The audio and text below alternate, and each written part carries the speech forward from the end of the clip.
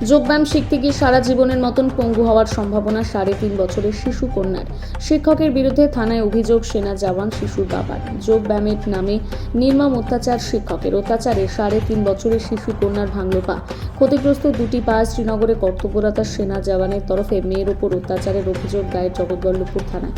পলাতক অভিযুক্ত যোগা শিক্ষক কার্তিক পাত্র। ফোনে যোগাযোগ করলেও কোনো কথা বলতে চাননি কার্তিকবাবু। এদিকে শিশু কন্যার পরিবারের অভিযোগ, 1 মাস ধরে যোগা শিখতে যাওয়া শিশু কন্যাকে জোর করে ব্যায়াম করতে বলে অভিযোগ। ইতিমধ্যে পুলিশ অভিযুক্ত শিক্ষককে তার যাবতীয় প্রশিক্ষণ দেওয়া নথিপত্র নিয়ে থানায় দেখা করতে বললেও খোঁজ নেই শিক্ষকের।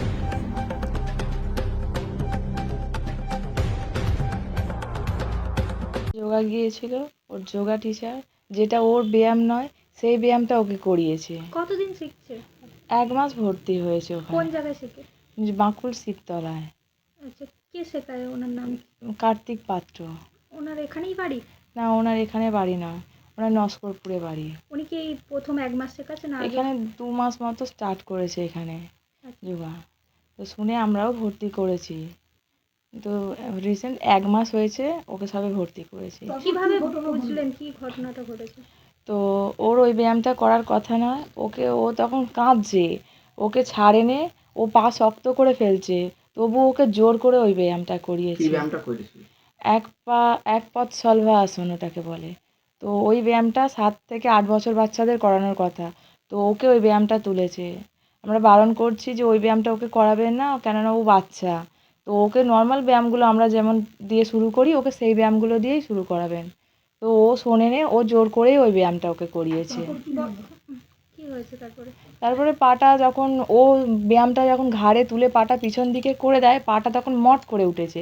মানে আওয়াজ হওয়ার পরে ও তখন বাচ্চাটাকে ছেড়ে দিয়েছে। ছেড়ে দেওয়ার পরে সাথে সাথে বলছে, আপনি চলে যান, গিয়ে একটা এক্স-রে করে নিন। আপনি কি ওখানেই ছিলেন? আমি ওখানে গিয়েছি, আমি মেয়েকে দিয়ে চলে এসেছিলাম, আবার গিয়েছি। তো গিয়ে ওরকমও কান্নাকাটি করছে, ও তখন ওকে জোর জবরদস্তি ব্যায়ামটা করাচ্ছে। আচ্ছা, তারপরে আপনি কি চিকিৎসকের কাছে? হ্যাঁ, আমি তখন ওখানেই যখন আওয়াজ হয়েছে, তো আমি ওখানে উঠে দাঁড়িয়ে পড়ে কাঁদতে কাঁদতে মানে বলছি যে কী হয়েছে কী হয়েছে। ও তখন আমাকে বলছে যে আপনি যান, গিয়ে একটা এক্স-রে করে নিন। আমি তো তখন ওখান থেকে বেরিয়ে এসে ডাক্তারখানায় গিয়েছি। ওখান থেকে গিয়ে এক্স-রে করেছি। বাড়ির লোক গিয়ে মানে আপাতত ওর পাটা ওখানে ছবিটা করানো হলো।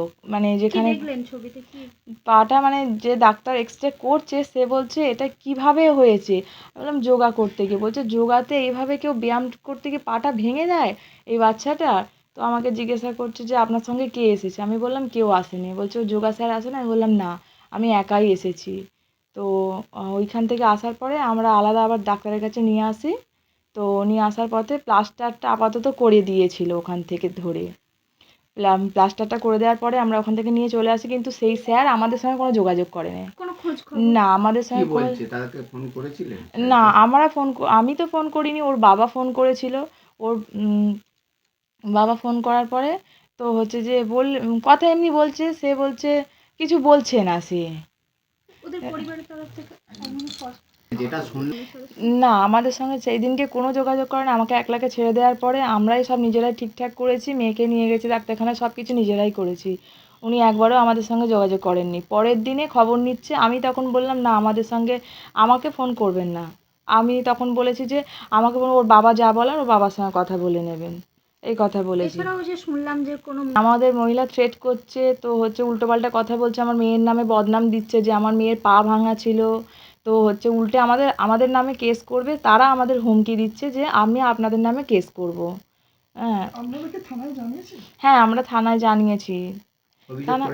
হ্যাঁ, একটা অভিযোগ দায়ের করেছি ওনাদের নামে।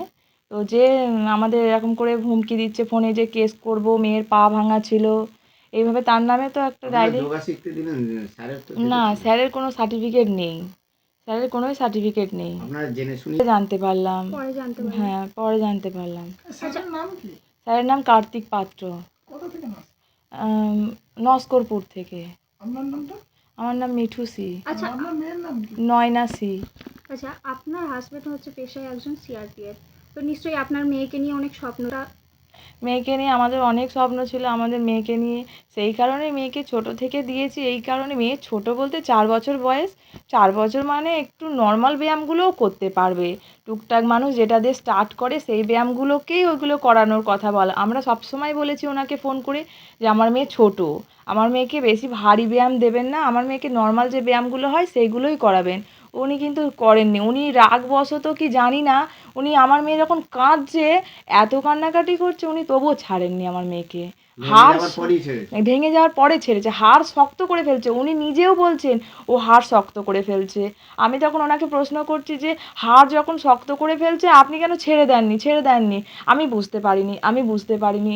আমি বলছি আপনি তো স্যার, আপনি বুঝতে না পারলে আমাকে বলছে আপনি আমি কি করে বুঝবো? আপনি তো স্যার, যখন দেখছেন ও পাটা শক্ত করে ফেলছে আপনি যখন কিছু বলবেন তখন আপনি ছাড়েননি।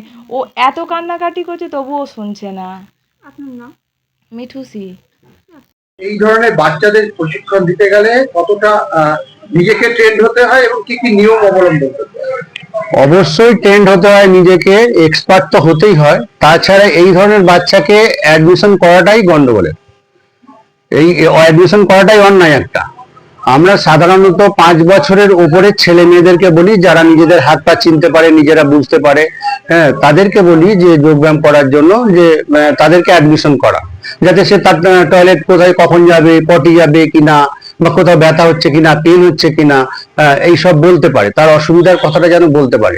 সেই হিসাবে ট্রেনার তাকে ট্রেন করবে। বাট এই ক্ষেত্রে ব্যাপারটা খুবই মানে অস্বাভাবিক ব্যাপার, যে 3 বছর 6 মাস সম্ভবত বয়স মেয়েটির, হ্যাঁ, যে তাকে কি করে অ্যাডমিশন করিয়েছে। এরকম অনেক সময় হতে পারে যে বাবা মাও বলতে পারে যে আপনারা অ্যাডমিশন করান, যেমন ইচ্ছা আপনি করান, আমি আছি, আমরা দেখবো, এরকমও গার্জেনরা বলে। আবার এরকমও হয় যে স্যার এখন যেহেতু কম্পিটিশনের ব্যাপার হয়ে গেছে, যে অপশনাল আসন একটা ট্রেন্ড হয়ে গেছে, যে অপশনাল আসন এবং টাকা ইনকাম করা, হ্যাঁ, যে চ্যাম্পিয়নশিপ হবে অপশনাল আসন। আমার তো ধারণা যে এই অপশনাল আসন করাতে গিয়ে, অর্থাৎ ব্যাক বেন্ডিং এর কোনো আসন পেছনে পা দিয়ে কোনো আসন করাতে গিয়ে প্রচুর প্রেসার পড়েছে, যার জন্য এই ফিমার বোনটা ওনার ফ্র্যাকচার হয়েছে, বাচ্চাটার ফ্র্যাকচার হয়েছে। এই কতটা প্রেসার দেবো আর দেবো না, এটা তো শিক্ষকের উপর। অবশ্যই, এবং একে তো এক নম্বর কথা, একে তো এই ধরনের আসন করানোই দরকার নেই।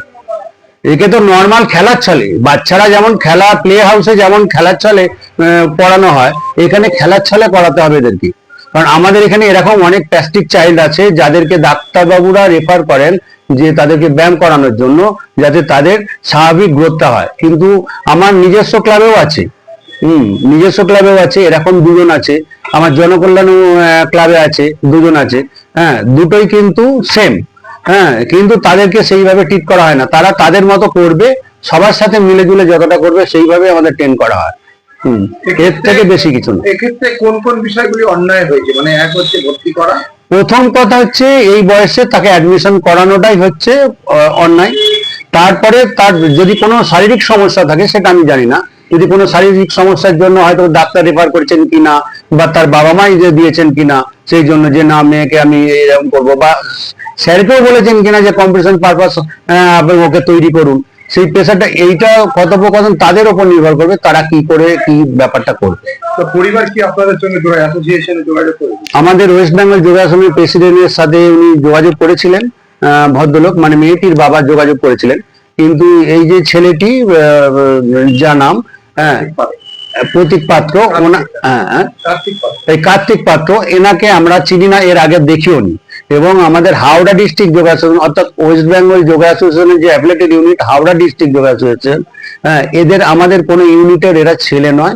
হ্যাঁ, এবং যেহেতু হাওড়া ডিস্ট্রিক্টে অনেক রকম অ্যাসোসিয়েশন গজিয়ে গেছে, এখান থেকে 2 জন 4 জন মিলে অ্যাসোসিয়েশন করে ফেলেছে, হ্যাঁ, তাদের মধ্যে কেউ হয়তো হবে একজন, আর অন্য অন্য অ্যাসোসিয়েশন যারা বানিয়েছে তাদের মধ্যে হয়তো কেউ একজন আছে, ভুলফোর আর কি, ভুলফোর অ্যাসোসিয়েশন যেগুলো হয় আর কি। এক্ষেত্রে তো এই শিশুটি আর জীবনে কি ব্যায়াম করতে পারবে? যে ইনজুরি হয়েছে তাতে কি তার মধ্যেও তো একটা আতঙ্ক সৃষ্টি হয়? অবশ্যই, আমরা সাধারণ পড়ে গেলে বা আমাদের চোট আঘাত লেগে গেলে আমরা ভয় পাই, বড়রাই ভয় পায়।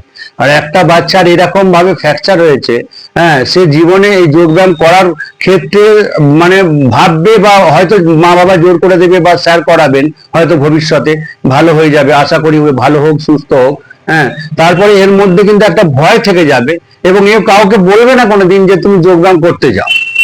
হ্যাঁ, এইটাই আমাদের একটা মানে সব খুব দুঃখের ব্যাপার, যে বাচ্চাটা চোট হয়েছে, আর সে কোনোদিন বলবে না। যখন পৃথিবীতে 176টি দেশ আমাদের এই যোগব্যায়াম নিয়ে উত্তাল হয়ে গেছে, 21শে জুন আপনারা জানেন ইন্টারন্যাশনাল যোগা ডে হিসাবে অনুষ্ঠান হয়। হ্যাঁ, যখন পৃথিবীতে এতগুলো লোক, এত দেশ যোগ নিয়ে হয়েছে, সেই ক্ষেত্রে আমাদের পশ্চিমবঙ্গে অর্থাৎ আমাদের ভারতবর্ষের নিজস্ব জিনিস এই যোগব্যায়ামের এইরকম একটা ক্ষতি মানে অভাবনীয়, মানে এটা চিন্তা করা যায় না আর ভাবা যায় না।